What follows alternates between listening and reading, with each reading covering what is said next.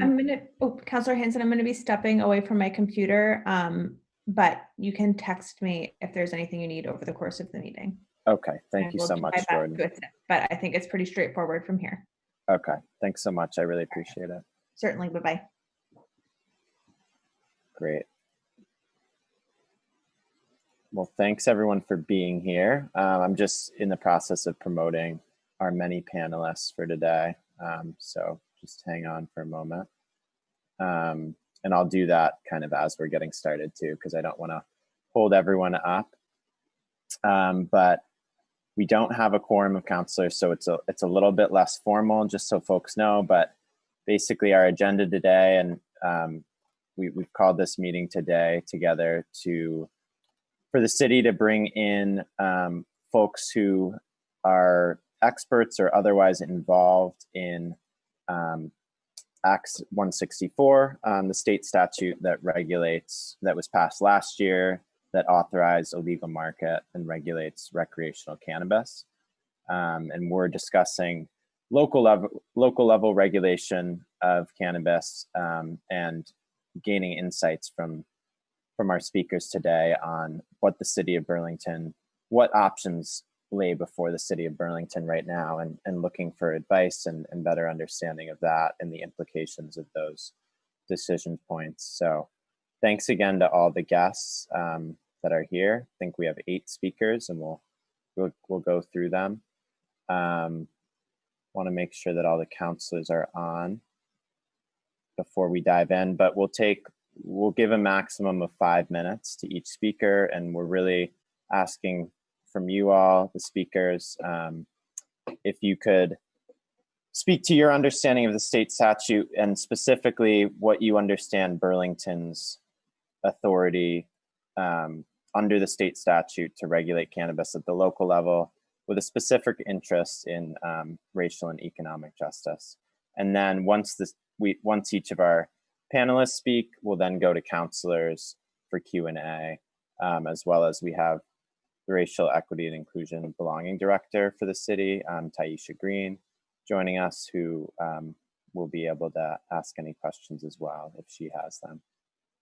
Councillor Carpenter, am I missing anything before we dive in? No, I think that's it. And as we have time, we have members of the public, and we will invite them to ask questions as well.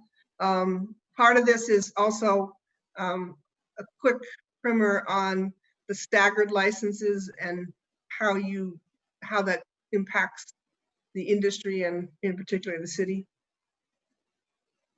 Yeah, absolutely. So I guess I'm just going to go ahead, and if you're hanging tight as an attendee, don't worry, and you're meant to be a panelist, I'll be getting to you shortly. I just don't want to have everyone sit and wait while I do that. So what I'm gonna do is turn it over to our first speaker. I think we'll just we'll go in alphabetical order to start off. So that would be, sorry, I'm just getting the speakers together. We'll go to,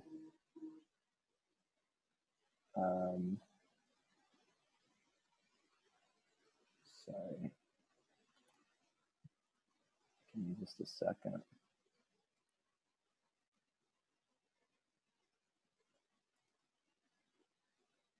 Well, why don't let's just kick things off with the one person that I see on the screen. Senator Pearson, are you ready to kick things off while I get all the other speakers lined up? Sure, be glad to. Thank you so much.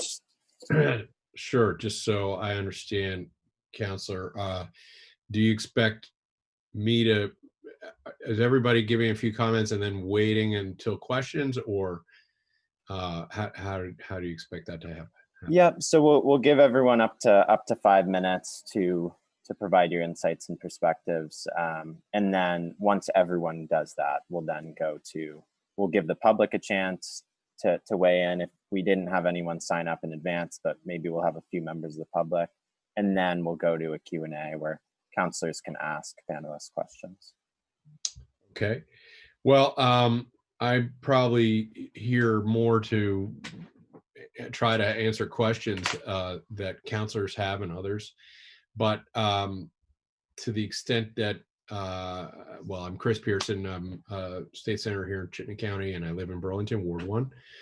And a longtime advocate for legalization and really across the board, trying to end prohibition, which I see as a failed policy around substance use. This bill represents, I guess, the first successful move towards medical marijuana was 2004. So this represents a long time coming in a slow march towards removing prohibition on cannabis. And it was passed in a hostile environment. I mean, this needs to be really clear. This was not something we waltzed through. The Senate has passed this many times, but on its way to become law, we had to overcome a Speaker of the House that was an opponent, basically, and a hostile governor. So the bill is not everything we think it should be. It is a product of compromise, like you will have in most legislative process. Opt-in was one of the compromises. It was pushed by prohibitionists, and the original draft, as it passed by the Senate several times, included an option for municipalities to opt out. That got flipped on its head, and prohibitionists prevailed, and you see before you this question of cities must approve up front before you can have retail shops, just for retail. That's the only question that cities can come in and out of. Somewhere along throughout this whole process, and arriving late in the actual language, was a debate about how do we handle the medical dispensaries, the folks that I view as being on the front lines, having hammered out many of the challenges of Vermont embarking on something that the federal government didn't support, et cetera, et cetera, et cetera. Throughout their history, they've had a license, the license to operate under the medical provision. There was no stratification among growers, among cultivators, people that process, and people that sell. There was one license. I want to be a medical dispensary. Boom. You have to be vertically integrated. That is the medical setup, and it exists still into law today. As we move forward on adult use, recreational, we're very interested in spreading it out and democratizing this potential of the economy. And frankly, we all understand a very robust illicit economy right now. It's trying to bring it above board. In version of bill after bill that was passed or advanced, the fear was corporate weed, right? You didn't want the Anheuser-Busch, the R.J. Reynolds model. You wanted the Lawson's Brewery and the Zero Gravity Brewery model, so that you would have more people participating in the economy here. And this is particularly important in the growing side of it, because after all, cannabis is a plant. There's a zillion strains, and you want to really, that's particularly where people are active in the illicit market. You want to bring them above board. So our bill and our law is the most democratized of any state that's gone forward in creating small grower licenses, unlimited numbers of very small grower licenses. Well, how do you get them to market? That is a challenge for just any kind of small producer of any product. How do you get them to market? The feeling was you could solve two problems. You could solve three problems. You could solve the problem of what do you do with the dispensaries that have been operating, not at wild profits, mind you, but under a restrictive environment for a few years. What do you do with them because they're vertically integrated? How do you get small growers in particular who face historic disadvantages, who don't have the resources necessarily of a big player? How do you get them into markets?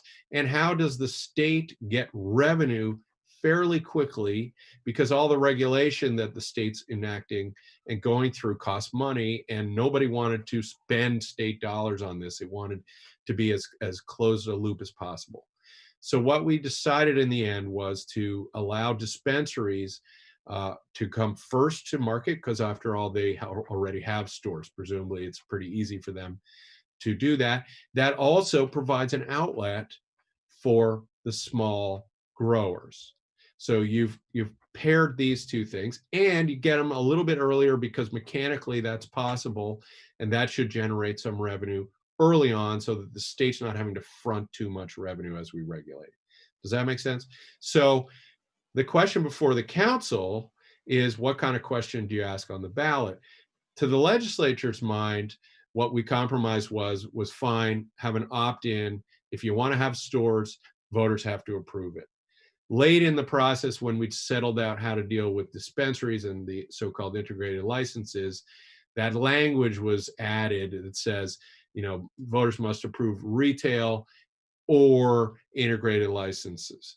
So it was never in our mind either or, really. It was just a language of, oops, we also have to deal with integrated when you're doing retail licenses. So I never imagined, I don't think a single legislator ever imagined that towns would bifurcate the way that I understand you've been talking about. And I would just say, you could wrap up, Senator Pearson, just so we have a time. I'm sorry?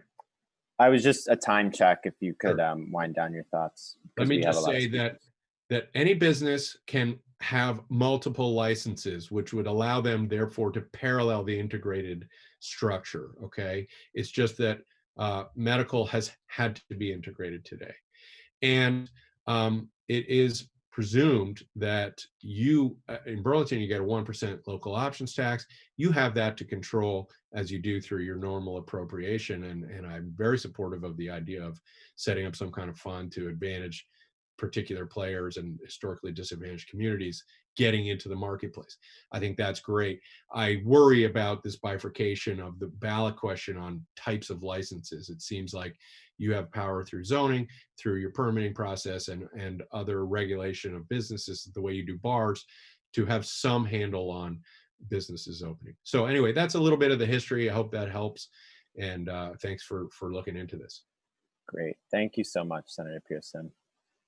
So yeah, now we'll take it just in alphabetical order by last name. So that would be Joshua Decatur from Trace. Joshua, are you with us and ready to speak? Yeah, no problem. Thank Great. you. Thanks for being here. And if you could just introduce yourself, and yeah, you'll have about 5 minutes. Yeah, absolutely. My name's Joshua Decatur. I'm the CEO at Trace. I'm from Burlington originally, or outside of Burlington, lived in Burlington for a long time. And Trace is a Vermont company. We're based in Burlington. We're remote right now with everything going on, but we fully intend to call Burlington home for a long time. So because I'm going first from our coalition, I think I'll start with a little background on why we're here today and who we're here in support of. First thing to know, I guess, is that Trace is a service provider to cannabis and hemp companies, and also governments themselves. We provide regulatory track and trace software. And we got involved in a coalition along with the Racial Justice Alliance, Rural Vermont, NOFA, and Vermont Growers Association, so that we could help support folks in our community that were talking about some of the issues, the social issues, the racial justice issues, the economic opportunity issues, the local economic empowerment issues that are at the heart of cannabis and cannabis legalization. And we wanted to find folks in the community really speaking on those issues who had well thought out ideas that we could support. And I think that's important from our perspective, and something that should frame our conversation, is that beneficiaries of unjust systems and systems that have some aspect of institutionalized racism or institutionalized classism stand to benefit simply by doing nothing as events occur and as legislation and programs comes forward and comes into existence. So I think it's clear for a lot of folks in the community at this point that doing nothing has not been a good strategy towards addressing any challenges or problems in cannabis. Legalization and regulation really is an important opportunity, I think, to do things in a more productive, more just way than they've historically been done. So with that, we're standing behind the coalition the language that's been put forward for the city council, and really hope that folks here today take a more people-oriented approach to the question about how Burlington wants to opt in and how Burlington wants to enter the cannabis market. It's a real opportunity to help people and a real responsibility, I think, for communities to learn from programs that haven't worked well in other states. And that takes time, and that takes active investment. And I think that takes prioritizing local ownership and local communities that have been harmed the most by cannabis in the history of the war on drugs. With that, I'll leave it to the rest of our coalition. Thanks. Great. Thank you so much, Joshua. Really appreciate it. Next, we will go over to Mark Hughes. If you're ready, Mark. Jack, I'm going to take a pass. I'll come in at the end. Got it. All right. Then we'll go next to David Mickenberg, if you're ready. I am. Thank you for having this. It's an important topic. I'll just do a little intro. My name is David Mickenberg. I grew up in Burlington, and after spending some time in the Midwest and New York, I returned to Burlington in 2006, where I'm an attorney, and I've spent most of my career working on drug policy reform issues. Things like access to methadone treatment, needle exchange, working to provide access to naloxone treatment, safe injection facilities, and safe access to cannabis.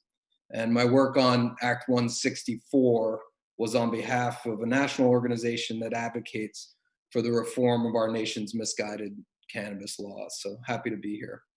From my perspective, the legislature passed Act 164 in large part to provide an opportunity to establish a system of cannabis regulation that provided two things. One was safe access to cannabis for those that weren't interested or weren't able to grow their own.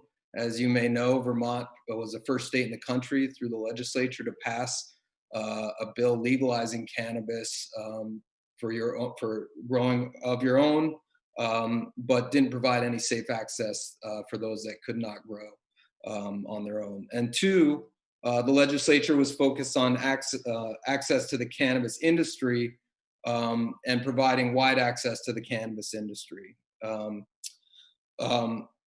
In the bill, there were a variety of consumer protections that required things like testing, packaging, the establishment of educational materials, environmental standards, and pesticide standards, and many others. Those were all, and as a large part of the bill, on the consumer protection side of the legislation. There are also many, has been alluded to, many parts of the bill that involve access, and much of that is related to establishing, and much of the discussion was to establishing a system in which small producers, small cultivators can come into the market early. And just along those lines, for instance, in the bill, there were lower regulatory thresholds for small cultivators. So for folks that are growing 1,000 square feet or less, they would have lower requirements. These regulations haven't been formulated yet, but they would have lower regulatory requirements than other producers. There were limitations on the number of licenses that one entity could have in terms, as Senator Pearson alluded to, everyone could have, certain types of licenses, but there was built-in system so that the market couldn't be dominated by one particular player, one or two particular players. They also included provisions like not making nonviolent drug offenses an automatic disqualifier to be involved in the marketplace, something that we had grappled with for years, had pushed to try to prevent try to make sure that people that have been disproportionately impacted by the war on drugs would have an opportunity to enter the market. There are a variety of social equity provisions in the bill, which I'm sure will be discussed, all with the idea of creating access to the marketplace for a variety of people. I do share the opinion that I think Vermont's bill was perhaps, if not perhaps one of the most democratic bills in the country. So on the specific language that you all have proposed, at least at this point, I just wanted to mention one sort of technical thing. I sat through virtually every single hearing that has happened on this issue, probably for certainly the last 2 years, if not the last 10 years, since I've been working on it. And the issue around the opt-in, just to be clear, was really an issue focused on opting in for the selling of cannabis. So in the language of the resolution proposed, there is references to requiring opting in for other activities, things like cultivating, product manufacturer, wholesale, testing lab, as it pertains to the integrated license holders. That was never contemplated.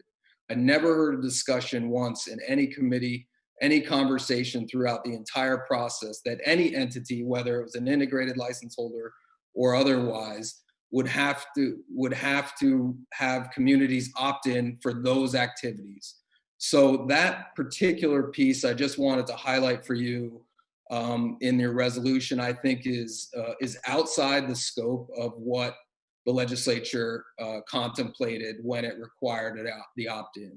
The opt-in was really a part of political compromise that said, do communities want establishments selling cannabis or not? And that's really all it was. The other pieces of it were not ever discussed or contemplated. So that's just specific feedback on the language that you provided. I'm sure I'm close to, if not past my 5 minutes, and thank you for your time. Great, thank you, David. And next we'll go to Jeffrey Pizzatillo. Good evening, everybody. Can you hear me okay? Excellent.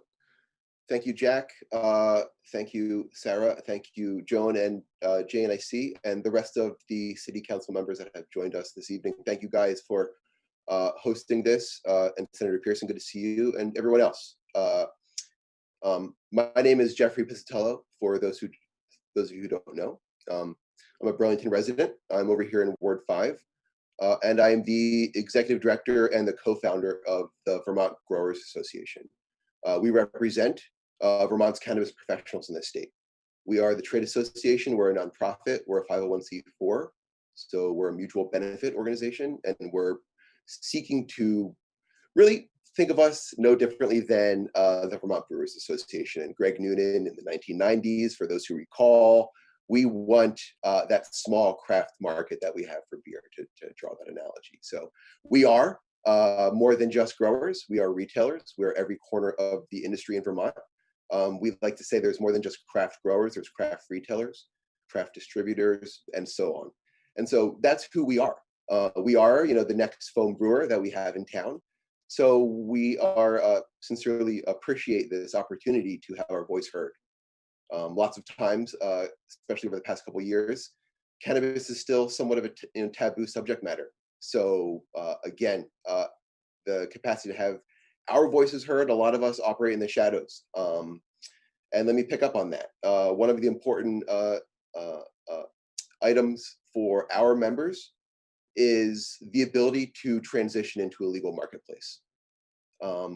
We are grateful for the legislative work done on Act 164, but one of the reasons why our organization and cannabis professionals across the state would have liked to see more done in Act 164 is because of accessibility.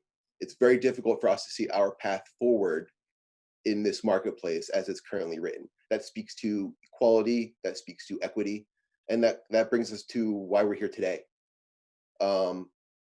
So I look forward to hearing from everyone and answering some questions and assisting in this process as much as possible, and sharing the grower, craft cultivator, cannabis professional insights throughout this evening. Thank you. Thank you so much, Jeffrey. And next, we will turn it over to Virginia Wren. Hi, thank you for having me, inviting me. So I'm Virginia Renfrew. I thought I'd just do a little background on myself. I have a consulting firm, Zatz & Renfrew Consulting, which started in 1998. And one of our first clients was Vermont Cares and the People with AIDS Coalition. And in 2000, we advocated for a law that would allow certain people that had certain medical conditions to actually legally possess cannabis. And so a bill was introduced and we worked on that, and it took us 4 years to get it through.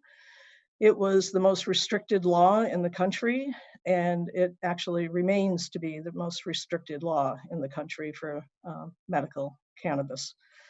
Over the years, we've made some small changes to that bill. I think the biggest change that occurred was when patients came together and went to the legislature and said, we want to be able to go someplace to actually buy our cannabis. And we want to make sure that it's a safe and reliable product. So in 2011, the legislature passed the cannabis dispensary bill. And in 2013 was when the first dispensaries opened. And in 2015, I started to represent the dispensaries in the Vermont legislature. In 2018, the Vermont legislature, who the Senate, as Senator Pearson mentioned, had passed bills for adult use, but the House had always hit a wall. And in 2018, the legislature passed basically allowing anyone over the age of 21 to possess cannabis, an ounce, I believe, and to grow their own. Within a year, we saw the impact that actually had on the dispensaries. The numbers had been growing steadily since 2013, and then it started to go down. So in Act 164, there is a section in that bill that speaks of the importance of the medical cannabis program and the legislature's support for this program. And I will say that the legislature has been supportive, but there's certain ones that aren't. So it's been a struggle over the years. So in Act 156, the 164, the dispensaries were given a very short lead time. One reason for this was knowing that the dispensaries are already regulated by the state. They have a proven record with the state, and they could start to help to bring revenue in to help to fund this program. Another important reason was the legislature wanted small growers to be able to start selling before larger growers. And they felt that allowing them to be licensed and at the same time that the dispensaries were licensed would actually be able to do this and would be to promote a craft growing and ensure that their products would be among the first to be sold to Vermonters. I spent many hours in committees over the last 22 years, but certainly following this Act 164 and listening to testimony and listening to committee discussions. In regards to the language on the ballot, I believe from those conversations that I heard that the intent of that language was to say to Vermonter who vote, do you want a retail store in your city or town? I think that's really all that Act 164 is asking of cities and towns is, do you support a retail cannabis store in your city or town? And I think that, other issues that you want to have on your ballot would be separate from what Act 164 is asking for. because to me, that's the only thing that Act 164 is asking for. And I totally support Burlington's efforts to ensure fair access and equity for communities disproportionately impacted by the war on drugs. And I think, you know, whatever you choose to have on your ballot in that respect is your decision. That's a policy decision for you to make. Thank you. Great. Thank you so much, Virginia. And next, and I just, for members of the public, I posted in the chat that you should be all able to see the list of the speakers as well. And next we'll go over to Shane Lynn, if you're ready, Shane.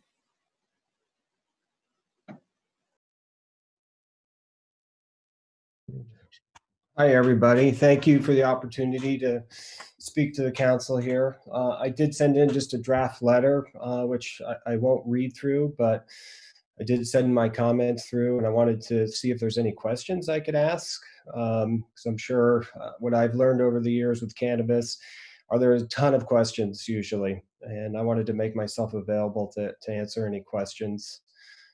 Obviously, this resolution as drafted would have an impact on our business, on my business. I'm a 30-year resident of Burlington, a UVM grad, a native Vermonter. I've been working in the cannabis space now for probably 12 years. We've been operational for 8 here in Burlington. The other kind of concern I do have with the resolution is it doesn't necessarily eliminate other outside companies from coming into Vermont. If passed, they could apply for retail. These are large companies that everybody has spoken about, and they still could be very competitive and potentially put the BIPOC and women-led businesses at a disadvantage still. So I'm not sure if the way the draft is currently worded achieves the result that everybody's looking for. Again, I'm here to be collaborative, would like to make myself available for any questions if the councilors have that. Thank you for your time. Great. Thank you, Shane. Next, we'll go to Graham. Graham, you'll have to help me pronounce your last name. I don't want to get it wrong. Thank you, Councillor. My name's Graham Unang-Strufenacht. I'm sorry, my wife's coming home. We have a 9-month-old daughter who's here and a dog as well. So you're getting the full working from home vibe on this call here. It's okay. We can hear your voice clearly, so no problem. Thank you. I live in Marshfield, Vermont, and I work as policy director at Rural Vermont. I'm no longer a Burlington resident, although I did live in Burlington for a number of years when I was going to school and living and working there as well. I'm here today in support of this resolution, and she is part of this coalition working with the Racial Justice Alliance, the Northeast Organic Farming Association of Vermont, Trace Vermont, and Vermont Growers Association. We started working on this legislation in 2018, attending the Cannabis Commission, some of their meetings. They were held remotely around the state, and continued to try to provide testimony as we could throughout the sessions. And I'm here to answer questions. I'm here to do my best to respond to you all. And I guess what I'd like to say up front is that I think what you're seeing is that we're all here because we disagreed with the policy of prohibition. We don't think it was effective at achieving whatever goals were there, and we know that a lot of it was founded in racism and xenophobia and things we want to leave behind, and things we also want to bring some reparative paths moving forward to achieve. And a lot of us here in this room just have different maybe ideas of what equity, access, repair, and inclusion look like. And I think you saw that in the different advocacy in the legislative process. And I would say that our coalition members felt pretty left out of this process. And we talk about compromise. We really weren't given any voice in what those compromises looked like, or very little. And working at the local level is one of the few things sort of left to us outside the legislative process we're also revisiting right now. But just to address a few things that were said, I think a couple of comments were said that this is the most progressive legislation in the US. And I think we can objectively point to other pieces of legislation in different states at the county level and also at the state level, which are more progressive in different ways. It was said that sort of the ability to dispensaries to vertically integrate was equated to how other businesses can vertically integrate. And I just want to let you all know that that's really not exactly true. Dispensaries can open an unlimited number of businesses at a limited number of locations at an unlimited scale. They can test their own product, and the public can pay for the testing of the product if they don't want to test their own product, if I'm remembering correctly. So, and whereas the vertical integration that can be achieved by normal business is to have one retail location, one growing location, one processing location, et cetera.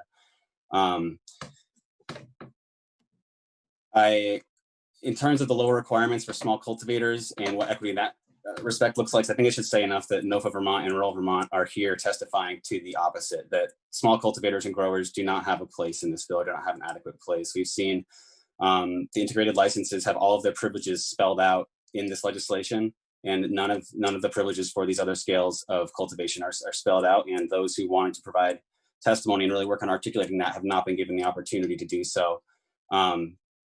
I think Shane's other comment is well worth taking into account, and we are working at amendments at the legislative level, at the state level, to try to actually put different scale limitations on businesses, on production caps in general, such that there can actually be to alleviate some of those concerns about out-of-state businesses or large actors coming in. If there's a cap on the scale of what you can produce, then there's also a cap on the scale of business that's probably going to want to exploit that in Vermont. And maybe that's all I'll say for now. I would just encourage you all to explore some of the material that our coalition put out over time, some of our concerns. We have amended legislation that we're putting forth, which puts forth a number of other concerns that we have about where inequity lives from an agricultural, racial equity, and economic perspective in the larger Act 164. I'll leave it there. Thank you, Graham. Shane, I see you raising your hand. We're just going to get through. We just have 2 more speakers, Shane, and then it's going to go to a Q&A. So, okay, seen a thumbs up. So we'll next go to Laura Subin, if you're ready.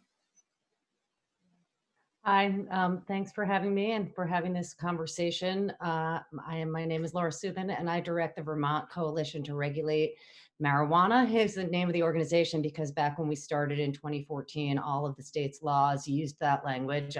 Happily, that's changing as part of the glacially slow, in my opinion, a paradigm shift on understanding of these issues. And central to that is something that I've worked hard for many years with members of my coalition, which includes the ACLU and other civil rights organizations. At one point, it includes the Racial Justice Alliance. I don't know if we've revisited that in a long time, Mark, maybe.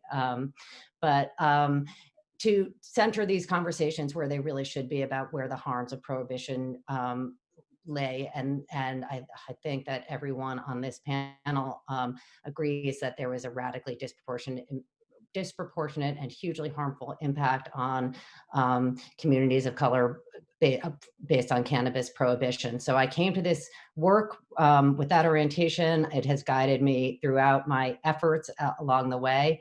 I want to start sort of at backwards in the order you posed the questions to the panelists, and look at what else the city council might do. And I think Senator Pearson referenced this, but I would urge you to look at the 1% local tax and to put, I think that everybody in this conversation who has the power to do so needs to put money where their mouths are as far as racial justice and social equity, and to use that money to build up programming that would increase access to BIPOC people who have been directly harmed by the cannabis prohibition, by communities that have been directly harmed by cannabis prohibition.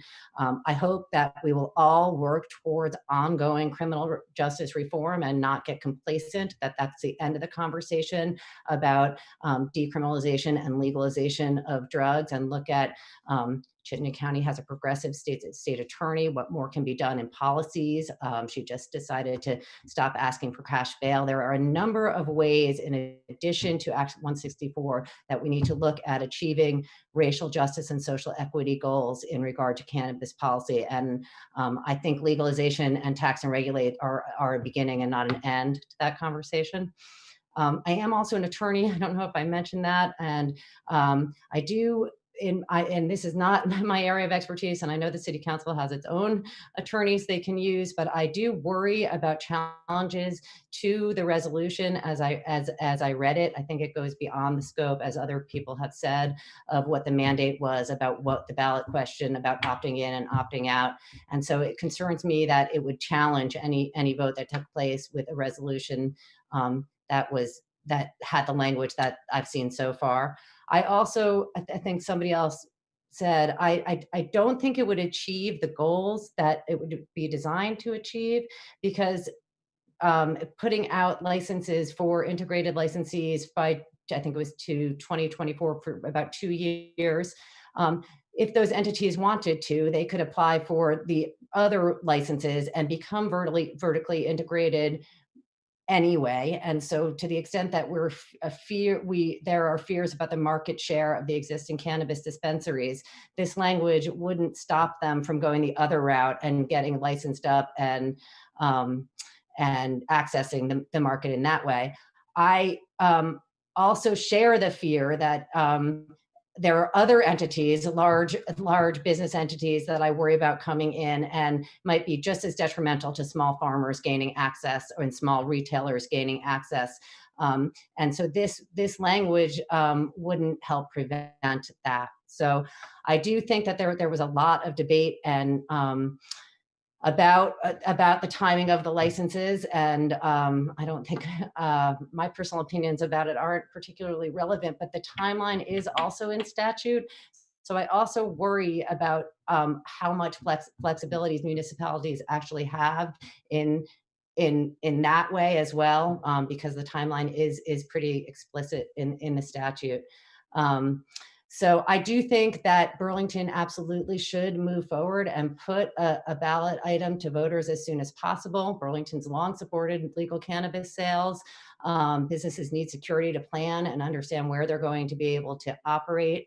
If Burlington doesn't move forward, they're going to get left behind by neighboring jurisdictions that will move forward. And I think that the city council should put this on the ballot so that people don't have to go out and collect signatures to get it on a ballot during a pandemic. And I think that's really important. I think right now the most important thing is to take action to get it on the ballot, because otherwise I feel fairly certain that there will be people that will go out and collect signatures to try to get it on the ballot. I think the ballot question should be simple and clear, something to the effect of affirmatively permit the operation of a licensed cannabis retailer, and that would include integrated licensees. So I think that you could have language that said something like, shall the town of Burlington allow for the retail sales of cannabis by entities authorized to sell under Act 164. I think that voters deserve the right to have language that's simple and understandable. The average voter in Burlington doesn't know what an integrated license is and doesn't know the pros and cons of the timing of issuing any of these licenses. So I think that to confuse voters with a ballot question is bad practice. And I also think it's subject to legal challenges. So again, if you're looking at the goals of achieving racial justice in this program, I have some concerns about whether this language could do that. I do think that the city council could play a role in issuing letters of support of programs that prioritize social equity in their applications, even beyond what the state will require, because that is a priority that is required by the state, but above and beyond voluntary commitments to using some of their profits for social equity programming. We are seeing that happen already with cannabis businesses, with CBD cannabis businesses, and that should be encouraged in every way by the city council. And so I think that you do have other ways to meet your goals rather than affecting the timing of one category of license through your ballot question.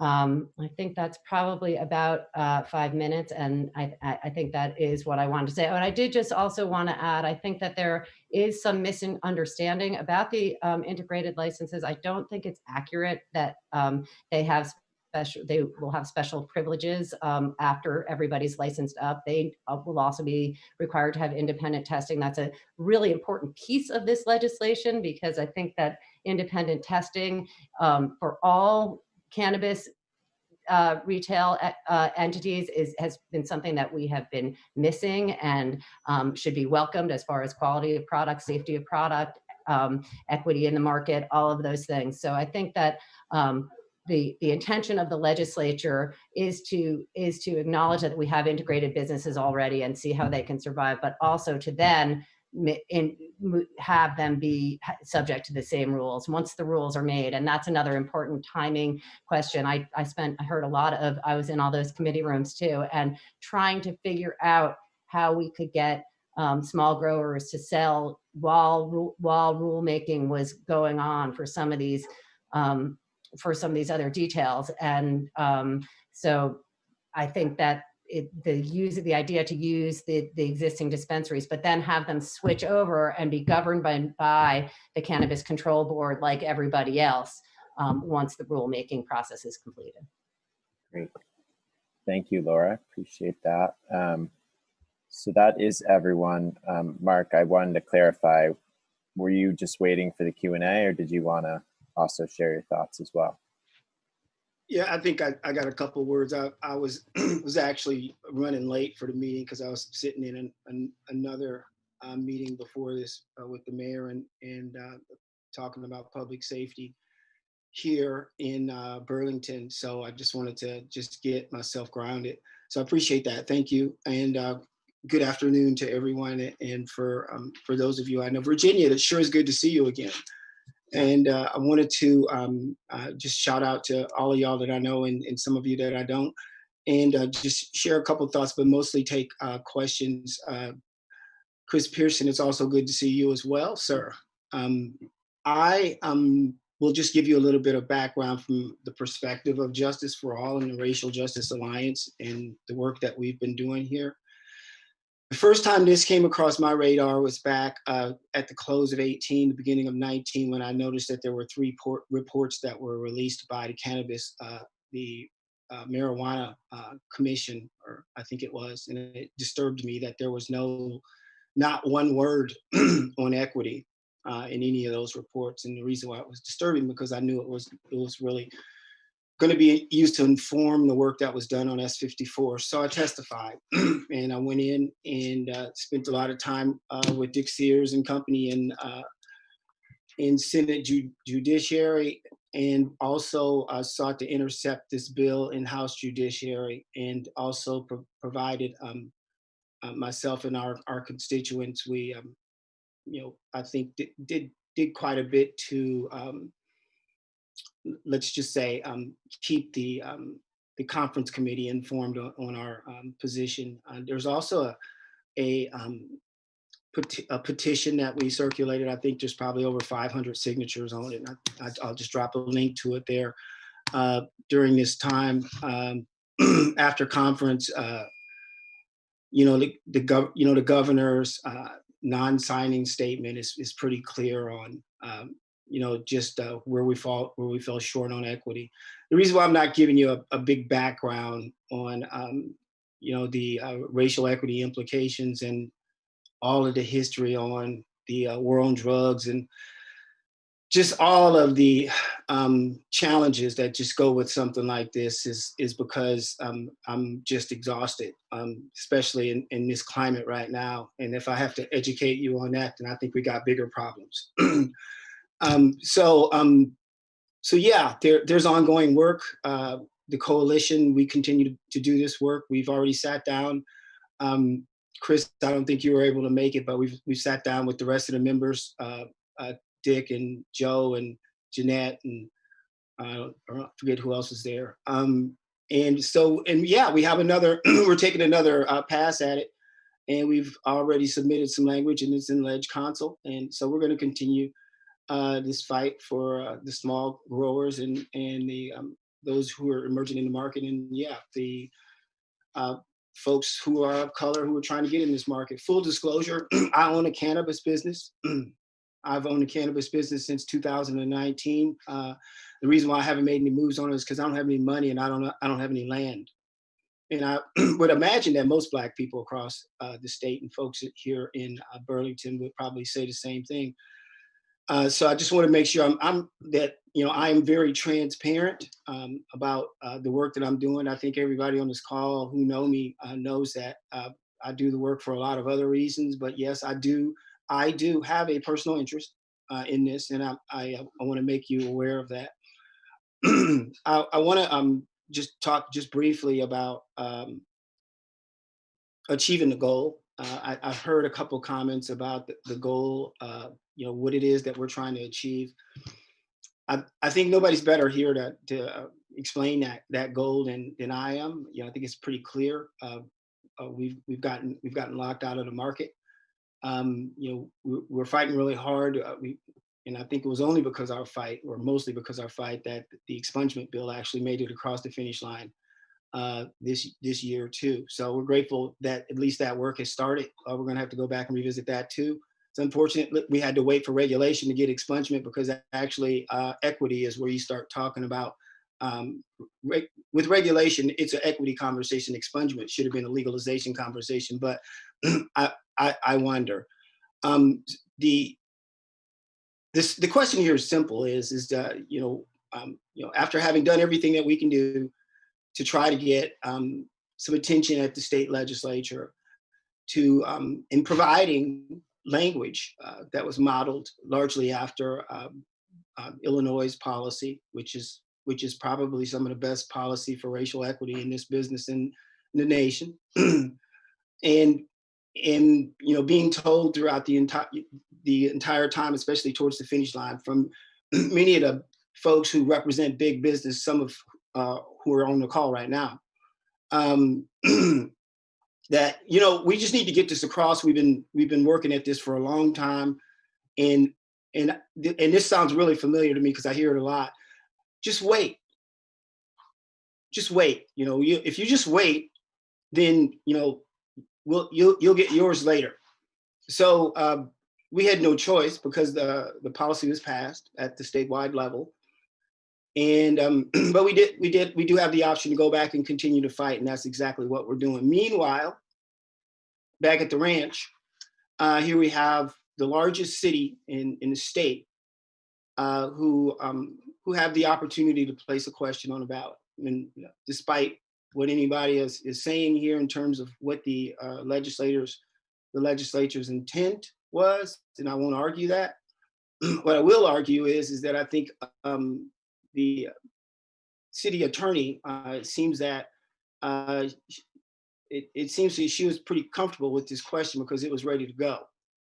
And although I understand the intent, to me, and this is just us doing our homework and just saying, wait a minute, there might be something that we actually can do here at the city as we continue to fight this fight for racial equity, to make sure that Black and brown folks and that folks who are small growers have an opportunity to enter this market in a way where the playing field is level a little bit.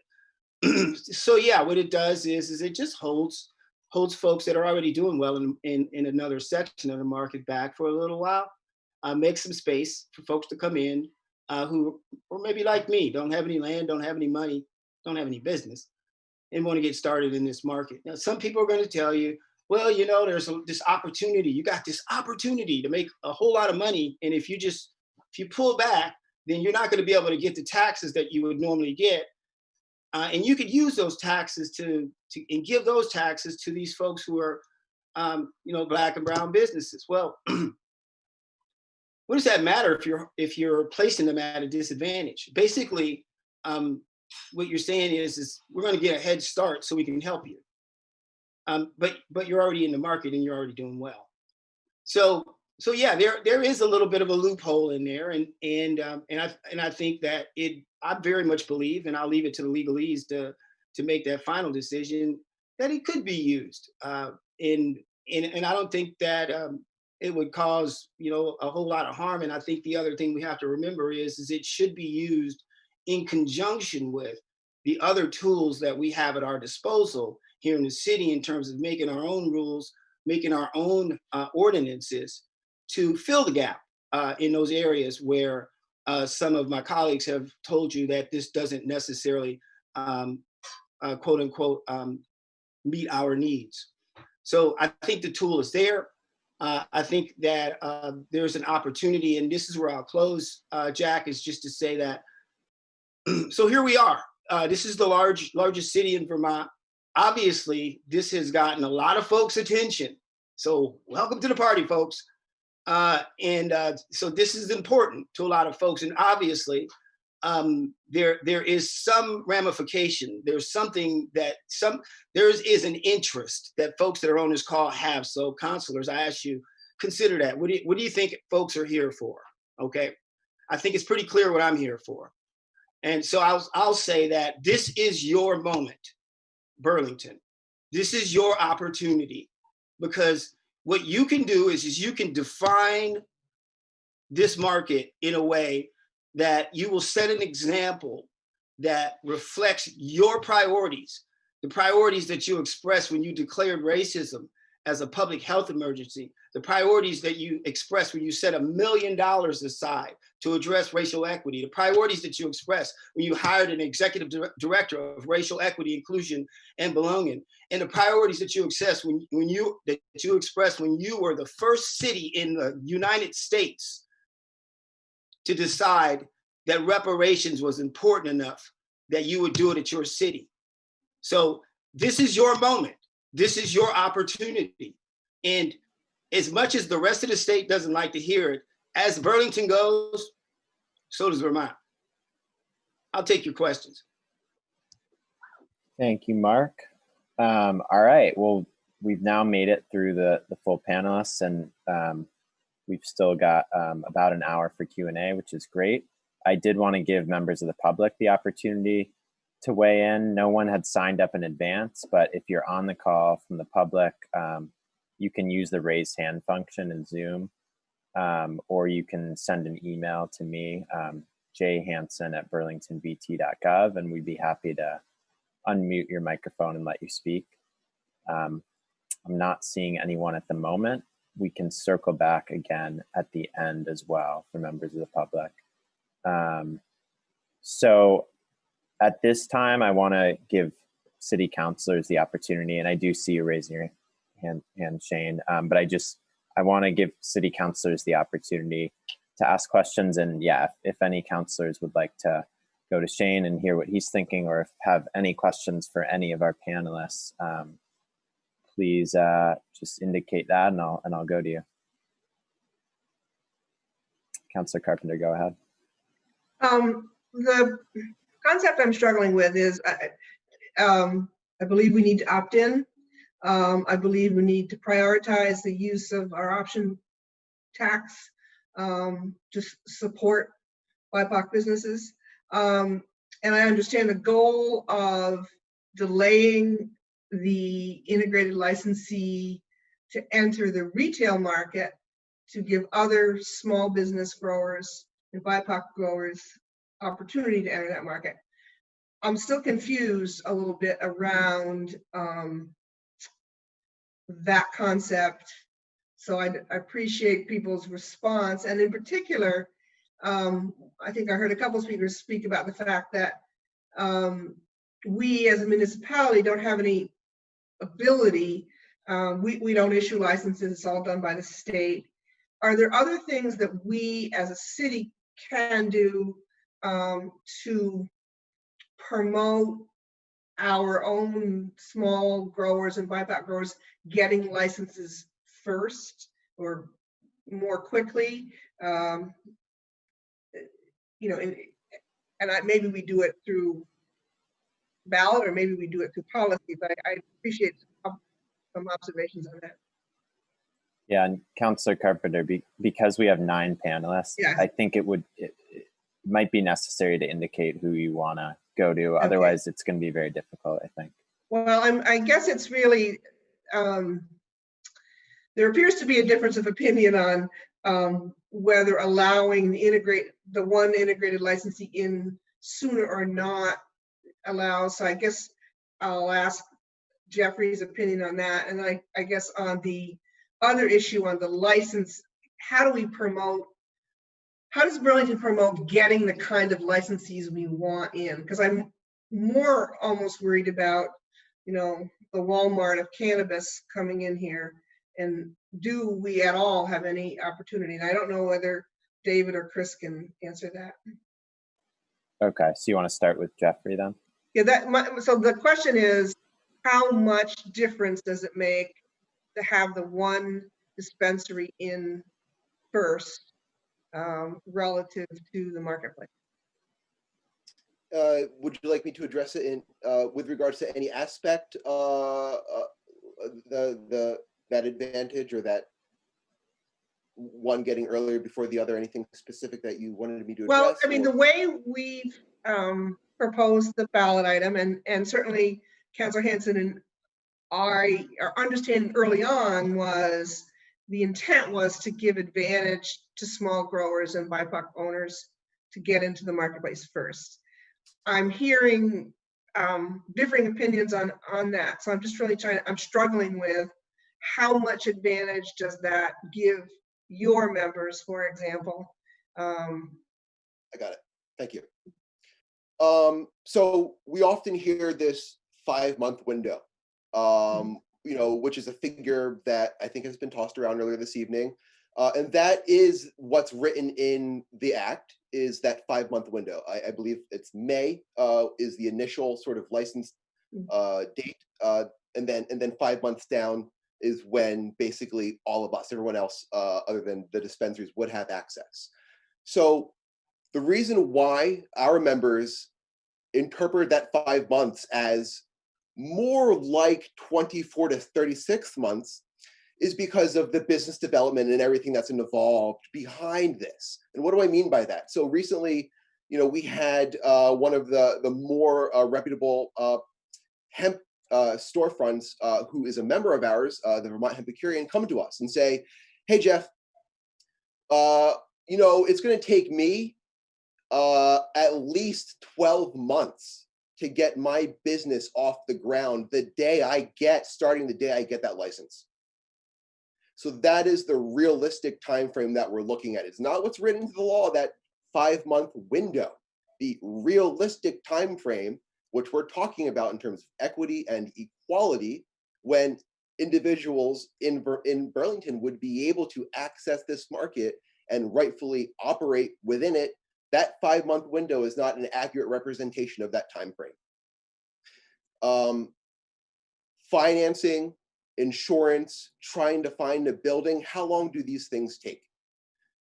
Very long, if at all. And something to keep in mind, everyone who does apply and obtain a license will not necessarily mean that they're going to be an operating business, right? That's just the nature of, so there's going to be a lot of licenses given out. Not everyone's going to, the free market will come into play here. So that time frame, just to come back to that, in reality is a couple years. And we know this by looking at other states. This is nothing new. We can turn to a couple states that have passed very similar laws as Vermont, not identical, but similar, where they have a cannabis control board with staggered licensing and lots of the similarities of this law. Massachusetts was one of them. Michigan was one of them. Oregon was one of them. Again, they're not identical, but they have some similarities. And in those similarities, we see some of these flaws, and some of that is attributed to this timeline. So what we fear is that accessibility. When will we actually be able to get in the market? So contrast that with dispensaries. On day one, the act says they'll be able to, in May, transfer stock immediately from medical to rec. So we know they'll be operating immediately on day one, and that's fine. We think there's a place for them in this marketplace. But coming back to everyone else, that's where we arrive at that 36-month concept. It's grounded in the reality of starting a business in this emerging marketplace. I hope that answers your question. Councillor Carpenter, you still have the floor, and it sounded like you wanted to go to a couple other folks as well. Feel free. Well, I'm interested in the concept of how to get licensees into Burlington you know, the Vermont licensees versus the Walmart licensees, so to speak. David, yeah. So a couple of things. One, just on the timeline, just to be clear, small growers who are defined in the law as 1,000 square feet or less are prioritized with the integrated license holders as the first to receive licenses. So they will be prioritized. So that's built into the timeline based on the state statute. In addition, there's prioritization for licensing for the language of the law, women and minority-owned businesses already. So that's built in to the state. I'm not saying anything about what you would do on a local level. I'm just saying in terms of getting the folks that you've described as wanting to get into the market, those prioritizations were done on the state level, and the Cannabis Control Board, when looking at and at their licensing process and the applications, will take those prioritizations into account. There's other priorities, things like folks that provide good wages and benefits, folks that are environmentally conscious, things like that. So there's a prioritization list built into the statute, which hopefully will help do what you described, which we all want, which is to have the largest participation possible, at least in part.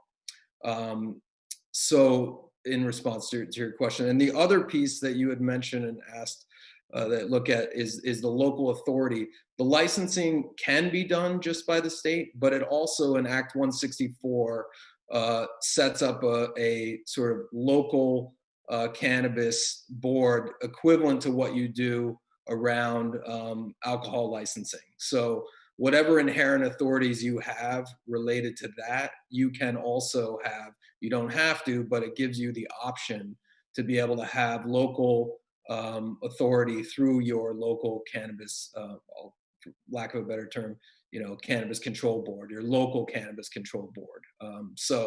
I'm not an expert in municipal law. I don't know the extent to which you have, what authority you have under that, but there are inherent authorities under that and allowed under the statute. So I hope that helps clarify that a bit for you.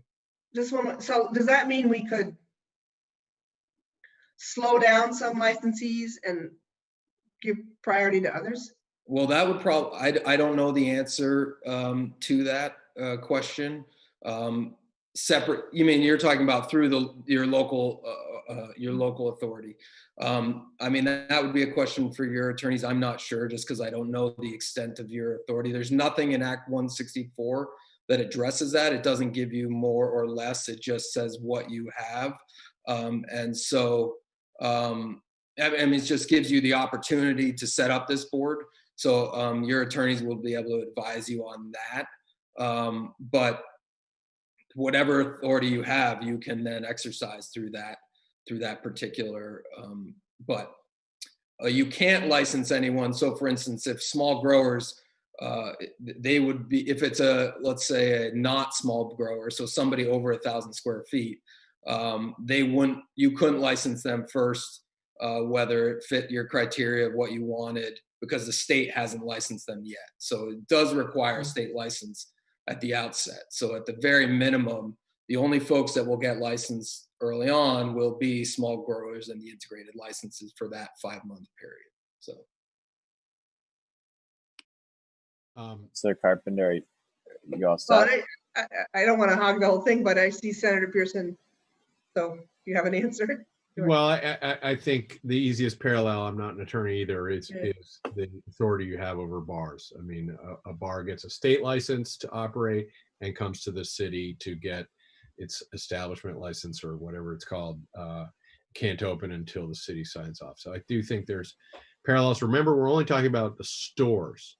There could be somebody making brownies. There could be somebody growing. That none of that city. No city has authority over that. That's a state license and you're up and running. The thing that I just want to remind everybody is we're not talking about who gets into the market, who gets to get a head start. I think I've heard the language. We're talking about what business operates in Burlington. there are going to be integrated licenses. If they're closed out of Burlington, they're going to set up in South Burlington, and South Burlington will enjoy the local 1% revenue from that and do whatever it wishes to with the extra revenue. So there is kind of a funny discussion that I'm hearing about what we want and what we don't want. And I think it's important to just be reminded that we're talking about businesses operating in Burlington. It's appropriate that we're asking hard questions about what kind of businesses we want and what that looks like. But we should not pretend that this is going to have broad implications on social justice, on racial justice, and economic justice. This is going to have implications within the borders of Burlington. And if we say no, South Burlington, Winooski, Colchester, whatever, more than likely you're going to say yes. South Burlington, I was reminded today, has its town meeting in May, so they may well enjoy watching our decision and make economically calculated decisions following that. I don't know, but you know, that is just important to keep in mind. We're not really talking about something that's a hard barrier here, clearly geographically. And then, as I think it was Laura pointed out, there's nothing to prevent a dispensary owner from getting just a store retail license, operating its medical on under one umbrella and a store on another. So there's a lot of, I'm hearing a lot of great motivation to improve the work that Montpelier did, and we, you know, and we're indeed looking to make improvements even now. But I do think the context has to be realistic about, you know, we're limitedly talking about stores and talking about when and where within the boundaries of Burlington. Thank you, Councillor Carpenter. Are you all set? I see other panelists and other councillors trying to get in. You're all good? So I see you, Mark, and I know Shane from a while ago was trying to get in as well, but we are over an hour in, and 5 out of the 6 councillors haven't had the opportunity to say anything yet. So do other councillors want to offer questions or comments? Yes, I would like to, if you don't mind. This is Ali Gang. Councillor Jane, go ahead, and Councillor Shannon, you'll be right after that. Thank you, Councillor Shannon, for allowing me to, because I have to leave. First and foremost, I think thank you all for being here. Yes, this is just amazing to hear directly from experts and people who have been working on this for a while, especially Senator Pearson. Thank you so much for all your work around Act 164.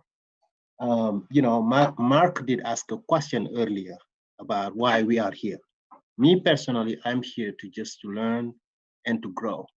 And when I say grow, it's not to grow cannabis like he does.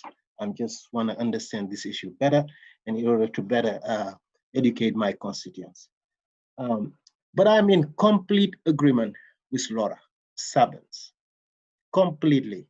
How about we just put a ballot item that is very simple, right, to our voters, and once we pass this, then I think we need to have the hard conversation about how do we support BIPOC people. You know, that's exactly where I am. And now my question is maybe to the city attorney, Eileen, is that possible to have this conversation about who do we prioritize, who do we support this in terms of the revenue at a later date, and not to put it on the ballot? Yes. Okay, perfect. That's all I needed to know. And thank you again. I have to leave for another meeting. Thank you all. Thank you, Councillor Jang. Councillor Hanson, can I just clarify the resolution on the table, so to speak, moved the prioritization of the revenue to a resolved clause because we recognize putting it on the ballot would be complicated. So we are asking the city council to prioritize the use of the revenue, but it won't, as it sits right now, it's not a ballot question. It's a city council priority question.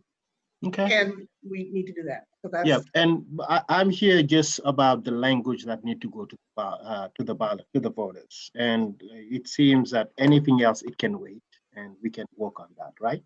Mm-hmm. Yeah. All right. Thank you. Sorry. Thank you, Councillor Jang and Councillor Carpenter. I have Councillor Shannon waiting. Please go ahead. Thank you, Councillor Hanson. Thank you, everybody, for coming and educating us, because this is definitely not something I have any, background as far as what's happened at the legislature. So this has been really informative for me. I'm wondering if anybody on this call, and I'm sorry, it was hard for me to follow what everybody's expertise was, but I'm wondering if there's anybody on the call representing the consumer. And before maybe somebody answers that or not, I appreciate the effort to use this in support of the BIPOC community, but I'm not convinced, and I could be convinced, but I'm not convinced at this point that holding the integrated businesses out for 2 years or 3 years necessarily does that, for a bunch of reasons. One is that Burlington is a very small place, and I walk to South Burlington on maybe not a daily basis in the winter, but certainly in the summer. Shaw's is South Burlington.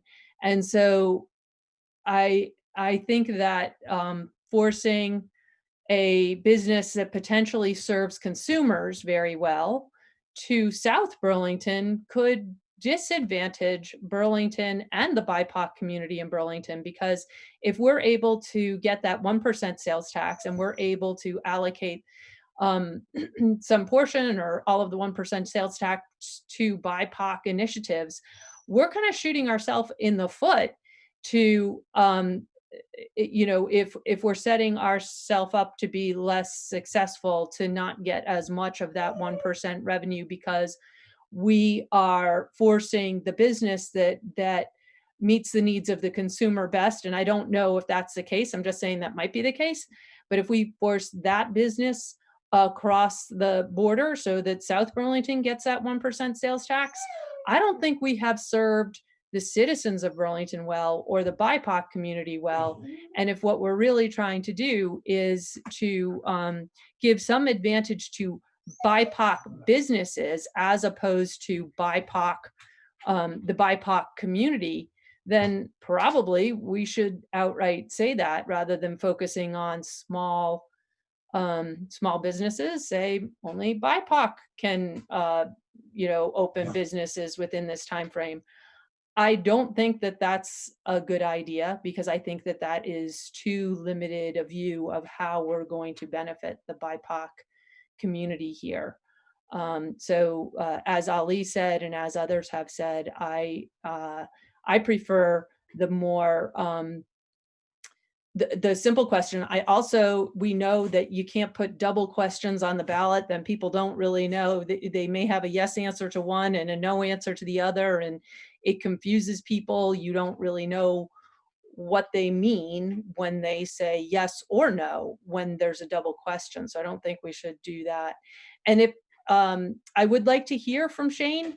I want to hear, because he wanted to respond to something that somebody else had said, and I would like to hear from Shane. And if there is anybody on this in this meeting who represents consumers, I'd like to hear from them as well. And I'll just wait for those two responses. Thanks, Councillor Shannon. Yeah, Shane, go ahead, please. Thank you for that. I just wanted to go back, and it's a little ways back now. Graham had mentioned that potentially that we have unlimited locations that we can go to. That's not currently the case in the medical law. There's, we're allowed so many locations, and that's the same in Act 164 as well. And so I just wanted to clarify that point. Thank you, Shane. To Councillor Shannon's other question, I'm not sure that we have anyone just representing the consumer. I do see Laura, so maybe I'm wrong about that. No, I certainly can't claim to represent all cannabis consumers, but I do represent a coalition of thousands of individuals, and I have spent hours and hours and hours having conversations with Vermonters around the state about cannabis policy. And I think there are valid concerns. I think that this is an extremely complex issue, and for any of us to claim that we speak for all of the growers or all of the consumers or all of the all of the retailers, that's an awfully big claim to make. I think that it would be I again think that a primary goal of the city council, I would applaud you if it is centered around BIPOC, because those are the individuals who have been most harmed by prohibition, and many times the needs of small growers and the needs of BIPOC individuals are very much aligned. And but maybe not always. And there are some issues with the status quo. If you, for example, right now, if you own a home, you can grow your cannabis yourself and get it legally right now. If you rent, and which are disproportionately BIPOC people that rent and don't own, you may very well not have any legal way to get cannabis until these stores come online. So I think that to have someone that has this as their central focus in all of the ways the decisions are made in Burlington would be really important. You do have the right to create this local cannabis commission. I would urge you to have one of the commissioners on that have this as their mandated central focus, so that every issue that comes before you as you make these decisions, you have someone who is required to consider it through the lens of the impact on the BIPOC community. Okay, great, thanks. I have Mark and also Graham raising their hand. Councillor Shannon, though, I want to make sure, are you still have the floor? I wanted to actually address a question. Can you hang on just for a second? Mark, just hang on for a second. I want to make sure that Councillor Shannon, you still did have the floor. We do have Mark trying to get in, as well as Graham raising his hand, but I just wanted to make sure that you didn't have anything else. No, that's all. Thank you very much. Okay, great. What I was actually trying to do is address the question that she had. Go ahead, Mark, and then we'll go to Graham after that. Okay, so I think it's important to understand that the timeline of the May of 2022 that's just when the licenses will start to become, they'll start issuing those licenses.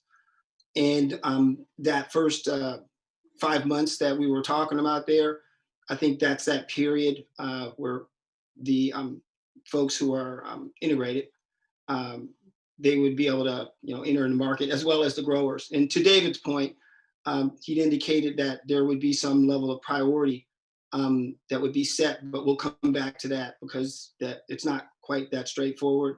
But what I wanted to indicate, though, Councillor Shannon, is that there will be a period when businesses start to come online after that. But that 5 month period, it'll only allow for growers to come into the market at the same time as these integrated folks, nobody else. It's kind of problematic for Black and brown folks because we don't have land and we don't have money generally. So that's the challenge. That's kind of the rub, if you know what I mean. But I just want to push back a little bit, Councillor Shannon, on the idea that there would be this market that exists elsewhere but doesn't exist here, because there's nothing that really indicates that these small businesses that come in and take this market in the city of Burlington wouldn't be able to do the same volume in terms of demand that the large ones would. So I think that that's a little bit. This is just my unprofessional perspective, but I think it might be a little bit of a leap of logic to assume that if these larger businesses don't operate in Burlington, that there would be no availability of the product, because I just don't think that's the case. And I'll just conclude with just going back to the assertion that was made earlier that, other businesses will be able to enter the market at that time. It's only growers, only cultivators will have that window of 5 months at the beginning. Again, that's problematic for Black folks because, again, we don't have land. And the other piece of that is David said that there will be priorities that are set for Black and brown folks. Just for clarification, this was a kick of the can down the road that was deferred. It was deferred to the Cannabis Control Board, that they would have the ability to consider as a priority licenses. It's not automatic. It's just in their consideration, they could consider this is a board that is yet to be formed that they would have the ability to consider as a priority. So I just want to make sure that there's clarity as we're explaining priorities, because there's a stark difference between a priority that exists out of the gate and one that will be considered by a board that's yet to be formed as a part of their decision-making process. Great, thank you, Mark. Graham, you had your hand up before. I do want to get Councillor Stromberg and myself haven't gotten in yet, but okay, I see you nodding, so maybe you can hold off for a moment. Councillor Stromberg, did you have any questions or comments? I feel like I have a ton of questions on this, but the purpose of my being here is to also learn, and I appreciate everyone's input thus far. I tend to echo a little bit of what Mark had just said. Personally, I think that that's important. And then I also wanted to say that we shouldn't really be looking at things in terms of borders of, like, you know, I feel like the BIPOC population in South Burlington, you know, matters just as much. And I think we should be thinking about, you know, like us as kind of a collective whole as a community, and not so much like things stop at the border of the city. Because again, we do want to like show that we can lead the way. So I think that's kind of just like, there's a lot of details within that, but like the overarching thought that should be kind of thought about. But I think, I don't know, this is really kind of dense, and I'm happy we're doing this because we desperately need to. And I just thank everyone for their input. Yeah, maybe come back to me. I might have a few other questions. Great. I appreciate it. Thanks. Great, thanks, Councillor Stromberg. Yeah, feel free, councillors, if you have more questions, let me know. I do have a few that I wanted to get out there. So something that keeps coming up in this conversation is, you know, the vertically integrated businesses. And Senator Pearson, I'd love if you could answer this. So they're vertically integrated, but at the same time, I'm hearing that, you know, they would be buying from small growers. Can you just clarify that? Because to me, that is at odds with the idea of vertical integration. And I just want to understand what we mean by vertical integration. So I think actually I'm going to ask Mickenberg or Laura or Virginia to clarify the specifics of your question, but okay, because they're probably more conversant.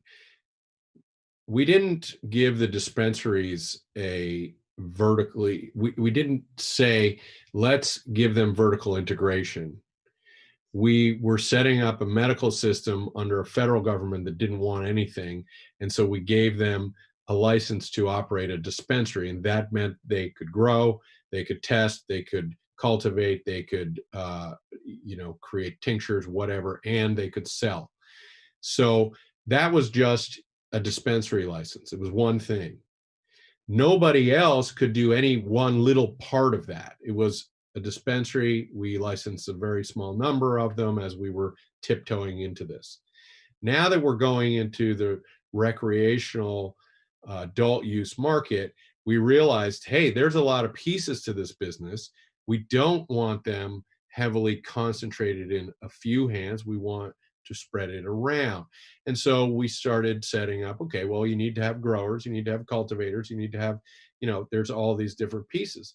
But what do you do with the businesses that are still in their infancy, really, who actually do have this vertical integration? What do you do with them? Do you say to Shane, thanks for operating your business, you know, squeaking by for some number of years, now you can only pick one slice of it?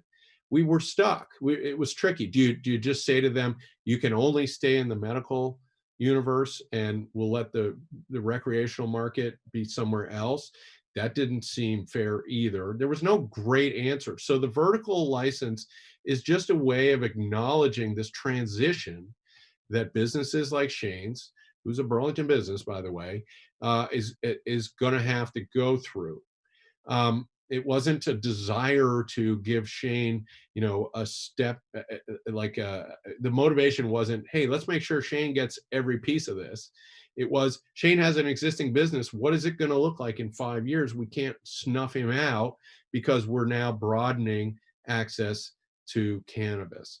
And so it's just an important mindset, and forgive me if I'm repeating myself, but we're not sort of, it's not a clean shift, right? Because they're just set up in entirely different universes. And to the specifics of your question, I don't know if Laura, David, or Virginia, one of you could answer more with more knowledge. That was really helpful, Senator Pearson. Yeah, Laura, if you wanted to briefly clarify. Well, I think that I understand your question, and I think that you're right. So that in that it does seem like a contradiction, because if the integrated licensees are vertically integrated, they can grow their product and then they can sell their product. And that has been a concern of many cannabis growers out there, saying, well, what makes you think that they will sell our product instead of their own product if they have this head start, because the law doesn't compel them to do that? I don't know. Is that what I thought that might have been the question that you were asking? Yeah, essentially, because I heard, and I think it was, I don't know, a couple of people mentioned that during that first window, the dispensaries would buy from small growers. And in my head, I was saying, well, if they're integrated, why are they buying from small growers and not growing their own product? That was my confusion. And I think that I personally think that that's a legitimate concern. The statute does not require them to buy from other growers. So I think that is something to be aware of. That said, the issue that when almost every state, and maybe even every state, rolled out their programs, the issue was not having enough supply. And so I think that many people who supported this, given that concern, said, well, there is no way these entities are going to be able to grow enough themselves to meet the demand even in those 5 months. And so the people that support it felt comfortable saying because of the laws of supply and demand, they're going to end up having to buy from these other small growers because they're not going to be able to meet the demand with their own supply. So I do think that I understand the concern that you raise very much. No, that's really helpful. And the point being too is that they're prohibited from purchasing from large growers. Is that true? In the beginning, yeah. Okay. Councilor Hanson, briefly go ahead. Yeah, go ahead, Senator Pearson. We just signed off on a bill today that actually would look at mandating that they take, I think it was as much as a quarter or a third of their supply from the small growers. So this is an active conversation. I mean, you're in the middle of history here, a long history of trying to end prohibition. And to me, there's a simplicity argument for the straightforward question of voters, while you guys hold on to your power to appropriate money in all sorts of the good ways we've been talking about tonight. I just want to add to the small producers providing to the large corporate outlets. There's precedent for this. This happened in the 90s. Recall the Vermont Brewers Association in Vermont. This was called contract brewing. And something that Noonan taught us was brewers don't like to do this, especially craft brewers. It impacts their reputation. Their reputation is all they have as craft artisans. So this is not something we should be relying on when it comes to Act 164. What we hear within our constituency is this is a no-go. I just wanted to put that out there. Contract growing is not something that growers want to do. It's not desirable. And I do believe my colleague Graham was trying to get a word in. I just want to say that. Yeah, Graham, you were trying to get in earlier on. I want to go to you. Yeah, I just wanted to apologize for misspeaking before, and I was certainly a little distracted, but I do have a number of pages of legislation right here that actually delineate the privileges dispensaries have, and I could read that off to folks if that would be helpful. It sort of dismisses not only some, one of the things I said about the multiple locations, but it also clarifies that a dispensary registered pursuant to this chapter may obtain one integrated license or a maximum of one of each type of license. So an integrated license may not hold a separate cultivator, wholesale, or manufacturer, or retailer, or testing license. That is one thing. I just want to get you to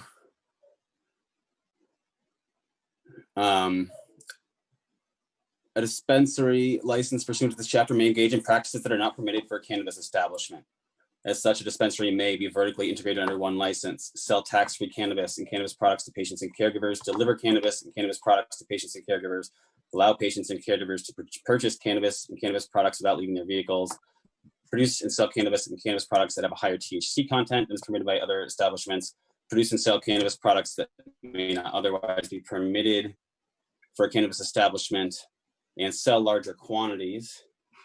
And then there's another thing that actually does clarify exactly what I said about testing, which is that they can test themselves. And if you want to be independent, if you're going to an independent testing through the Agency of Agriculture, then the Department of Public Safety will pay for that testing. So those are all privileges that other cannabis establishments will not be allowed to have. And I just want to echo a little bit of what Jeffrey said. Like I have to admit some frustration, because even now, Senator Pearson, I mean, you're talking about a bill coming up that's about small growers, and one of the main, not about us, without us, like you have the Northeast Organic Farming Association in rural Vermont here asking to provide testimony on this, asking to inform this, and we have not been consulted. And I'm here being told that myself, I'm a small farmer, Jeffrey and other people he represents, we're being told that our needs are being met. And what you're hearing from us is that we're not being met. We actually haven't been asked. And that, you know, as a small farmer, I can say that direct markets are how small farms stay alive. We stay alive based on the direct market relationship. It's a craft product. It's who we are. It's what we sell. It's that relationship. We're not reliant on wholesale prices. You know, we are the price makers, not price takers. And I understand exactly what Senator Pearson is saying about the history that brought us to this place with these integrated licenses. And I certainly applaud, you know, Shane's been doing great work. Like, that's not what we're here to complain about. Shane, we're trying to achieve some equity in this process and make sure that the people we represent have equal standing here and are actually, you know, brought into the process of informing the language of what this looks like in the long run. Okay. Thank you, Graham. We've got about 20 minutes left, and I just want to try to, I appreciate all these perspectives as much as we can focus in here with the decisions before the council specifically. And one question I had for the city attorney is there anything that we can do? I think this question's been swirling around, Attorney Blackwood, with licensing. For example, could we prohibit out-of-state licenses? Could we prohibit applicants above a certain size? I mean, is there anything that the city can do to control who's able to get a local license? So I think the local control board is going to work just like your local control board works for alcohol, which is that when the regulations are written, it will tell us exactly what kinds of things that we have ability to look at. But I think it's going to be limited to what you think about in the alcohol context, and I don't think those kinds of things would fall under it. Once somebody's got a state license, I don't think we're going to be able to say to them, no, you can't have, you're not going to get a separate license in Burlington. It's going to be like your local control board. Okay. Attorney Blackwood, just a question. Relative to the discussion on the ballot about delaying the opt-in for integrated licenses, could that be done in something other than a ballot question? So if we approve an opt-in on the ballot, general, is there an opportunity to just, and as I understand it, there's only 2 types of licenses that can sell in the city or will be able to sell in the city. Can we, through ordinance or some other fashion, establish a different time? Once we agree to opt in, can we say these people can opt in later? Or not opt in, open a store? So there's a specific section in the law that says that we cannot, by ordinance, condition the operation of a cannabis establishment or the issuance or renewal of a municipal permit to operate it on any basis other than the conditions explicitly stated in subsection C here, which is under the local cannabis control section, and it does say we may issue and administer local controlled licenses. They do call it a license, and that we can condition it on compliance with zoning regulations, ordinances regulating signs or public nuisances, a violation of any condition placed upon a license, like we do with local control commission now, and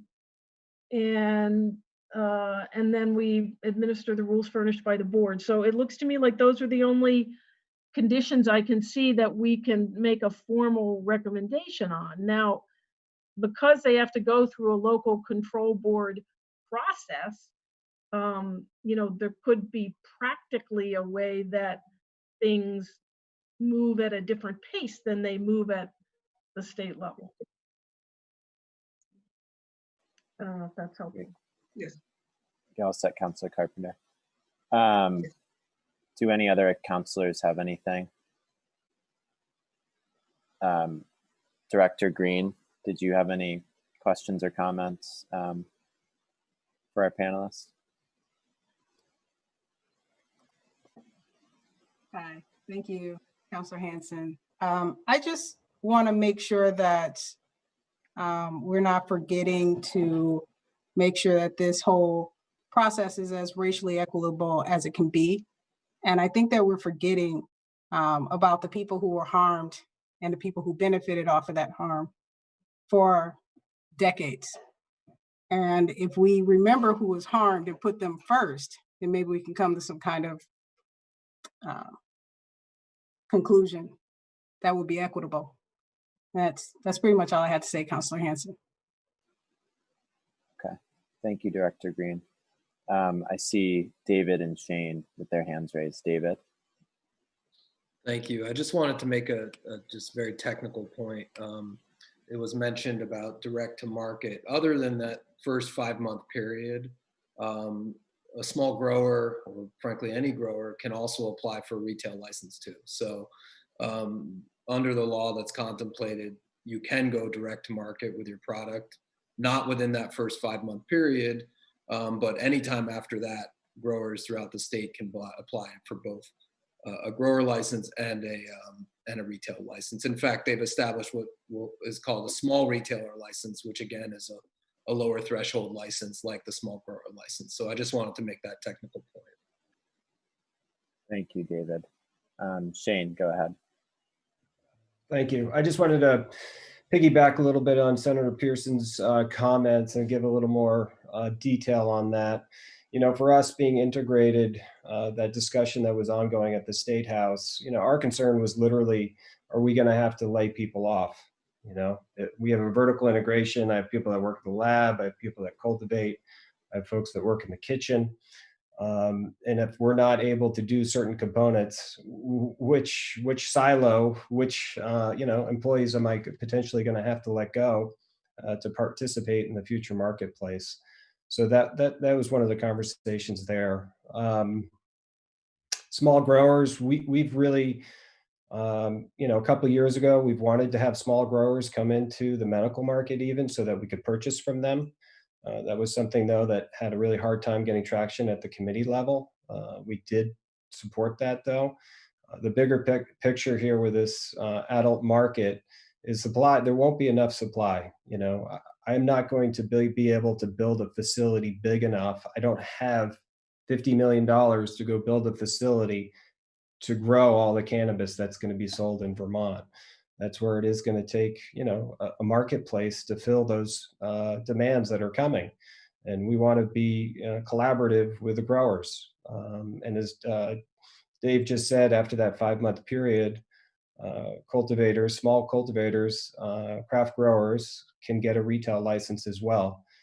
We're excited to work with the small craft grower to build that relationship. They'll be able to bring their product into the marketplace. It will be branded their product. So customers, consumers will start to know that product earlier than other brands potentially. That's going to help the small grower. That's the intention of that. There's going to be demand for their product, and we want to help them get to market with that. Graham also mentioned some other caveats for the medical program that were, defined for us, because the medical program has been shrinking in size since legalization or home grow passed the State House. Again, that's something that we supported. We did not interfere with that. We believe in home grow. We've always supported caregivers here in Vermont. It's a plant. We believe people should be able to grow their medicine if they want to grow it. Even growing itself can be part of the process for people healing themselves. So we do believe in the small craft grower. It's Vermont. I was born and raised here. This is my community. I've bought plenty of beer in Burlington, Vermont, and support the local breweries. I appreciate everybody's comments at this point, and look forward to additional questions if there are any.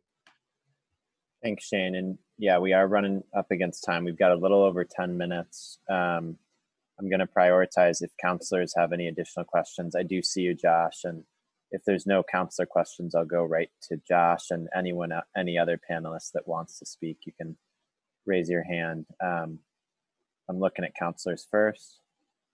Counselor Carpenter. Just a question for Shane or anybody else. How much has the medical market in states more developed than Vermont diminished? I mean, in states where there's now legal adult use, do you have any sense of that? I mean, my presumption is it will diminish, since people won't have to go to a doctor to get a prescription. They would prefer to just walk down the street but do you have any sense of how much the medical market has diminished? For us, since 2018 here in Vermont, it's down by 30% at this point. We had roughly 5,500 patients registered with the registry. It's probably around 4,000 at this point, maybe 4,200. Colorado's medical market has decreased over time. It's still there. It has found a floor at this point, I think. This is one of the conversations we really engaged with at the State House, was that we wanted to ensure that the medical program continues to survive here in Vermont. It has a service. It has a role to play. You know, people that are using cannabis for their treatments, alternative treatments, you know, going into a Pearl Street beverage is not their environment. They're not going to want to do that. And so how do we sustain a medical market? And that goes back to Graham's highlighting those details that we did get, not limiting the THC. There's no limit on the THC in the medical market. That's because medical patients might need a higher dose of milligrams of THC than the average consumer. And so we made efforts to make sure the medical market can survive here in Vermont. Would you still, for those services, higher THC and home delivery and all of that, would that still just be limited to the medical market? Yes. Yeah. Yes. And so the consumer of that marijuana would still have to have the prescription or. Yeah. So, yeah. And that's one of the things, that's difficult. Like you said, the average consumer right now, potentially in the future, can walk down, purchase cannabis. In the medical market, you have to go to the doctor. You then have to do a follow-up appointment 90 days later. You have to pay for a card. There are a lot of steps involved for the medical patient currently. And so we wanted to try to make that process less hurdles for them, more incentive for them to be a part of the medical program, knowing that they want to not only have different products, but they want to have different conversations when they do come in. And so, that was the intent in trying to define the medical program more so going ahead right now. So, you all set, Councilor Carpenter? Great. So I saw Joshua and Jeffrey both trying to get in, and now Laura as well. Before that, any other counselors? Okay, Joshua, go ahead. Thank you. Appreciate it. I just wanted to respond to something that Senator Pearson said earlier. It sounded like there was an undercurrent of acknowledging that the medical program didn't go well, and that there were certain considerations acknowledged, I think, on your part by lawmakers in drafting S54, what was S54, to make it so that because business has been slow, the medical markets have been shrinking, things like that. that there were some sort of acknowledgement of that and some sort of privilege granted to these permit holders in the new market that could account for the fact that they're established. They're around as medical dispensaries. I do think it's important to call out that the definition of medical dispensary was synonymous with a vertically integrated company.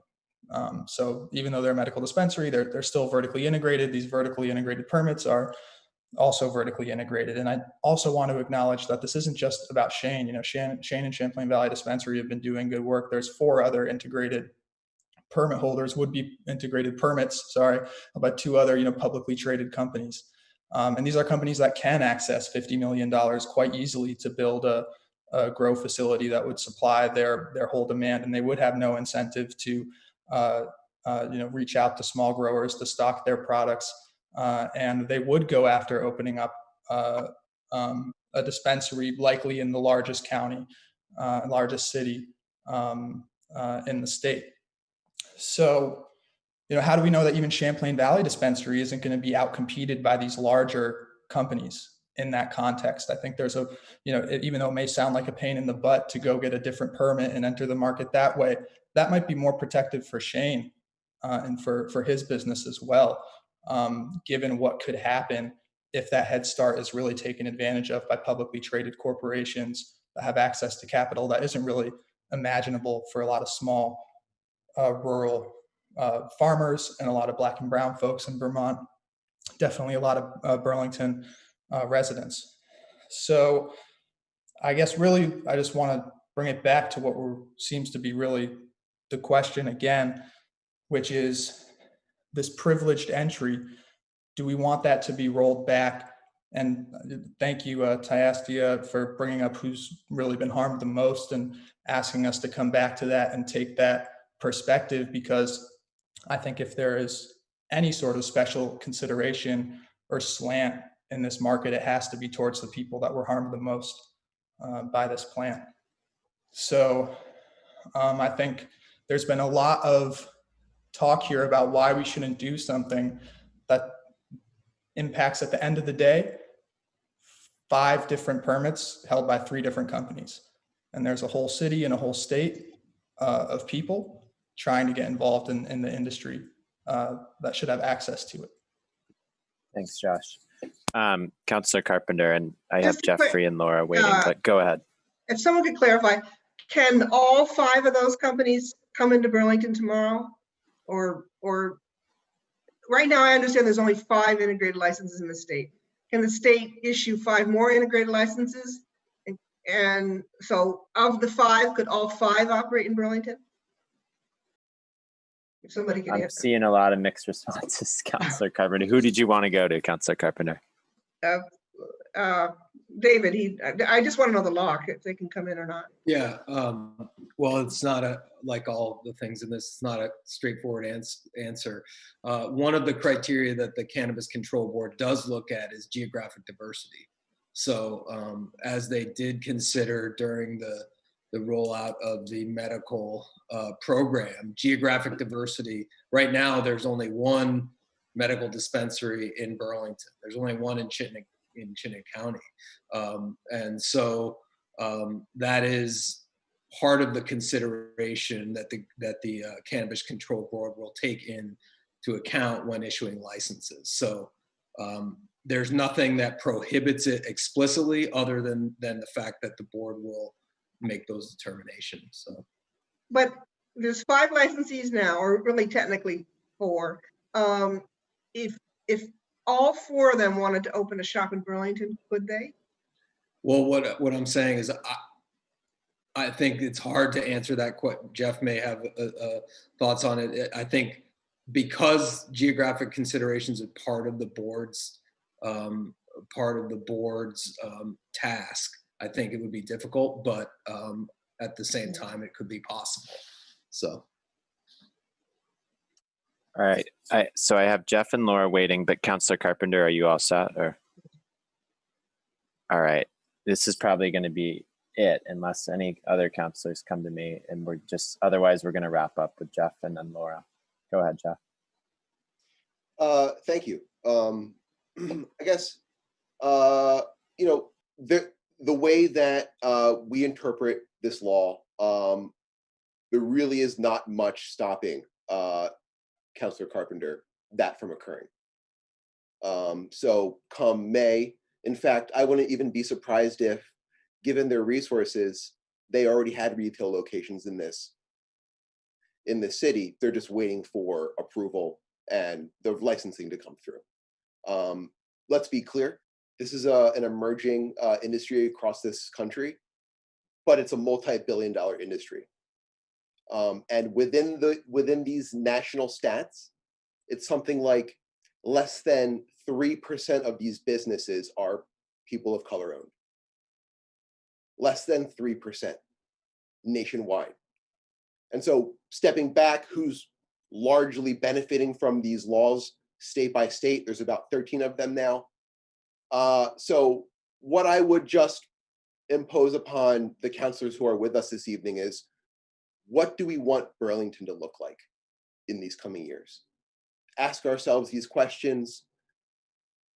What harm is done to the residents of Burlington if we were to move through in this direction, which is attempting to even the playing field for those most harmed by prohibition and those with less access to capital and land, as maybe some of these dispensaries. So that's really what I would leave it as. And I will say this, it really is timing. We will get there eventually. We will have the foam brewery. We will hopefully have reputable people of color owned businesses. It's a matter of, do we want it in 2 years, 3 years, or maybe 5, 10 years? That's really what we're thinking about here. So ask yourselves, what do we want Burlington to be? Do we want to lead by example or follow that status quo? And I'll just end it there. Thank you. Thank you, Jeff. Laura. I just wanted to add, I think that this is an important question, and that personally, I worked with a lot of people who are on this call and advocated to find ways to infuse the system with enough startup capital so that there wouldn't be a quote head start for dispensaries. And those were efforts that the dispensary owners didn't fight against. Ultimately, this is what the law said, and I think we should continue to advocate to make, as Senator Pearson said, to amend this law and improve this law.